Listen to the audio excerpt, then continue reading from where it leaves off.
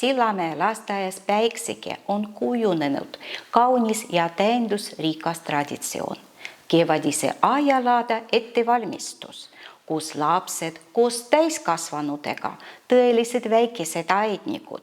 Juba varakevadel alustatakse seemnete külvamise ja taimede istutamisega, mis on saanud laste jaoks oodatud ja rõõmurohkeks tegevuseks. See protsess ei ole pelgalt ühekordne ettevõtmine, vaid harjumuseks kujunenud õppevorm, mille kaudu lapsed õpivad vastutust, hoolivust ja järjepidevust. Lapsed külvavad ise erinevaid köögivilja ja maitsetaimede seemneid, näiteks siibulat, tiili ja peterseli. Nad hoolitsevad taimede eest igapäevaselt, kastavad, jälgivad nende kasvu ning rõõmustavad iga uue võrse üle.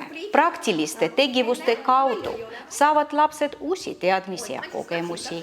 Nad omandavad vajalikke teadmisi eesti keeles ning kinnistavad õpitud sõnu ja väljendeid kogu õppeprotsessi vältel.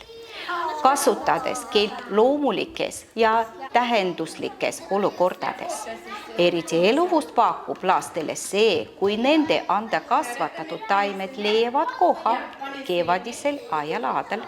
Veelgi enam, on kasvatatud taimi kasutatakse ka igapäevaelus. Värsked siibulat, tiili ja peterseli lõikavad lapsed ise ning lisavad neid suppidele ja salatidele. Nii tekib lastel vahetus seos toidu päritolu ja tervisliku toitumise vahel. Selline praktiline ja eluline tegevus rikastab laste õppekogemust, arendab nende oskusi ning loob rõõmu ühisest tegutsemisest.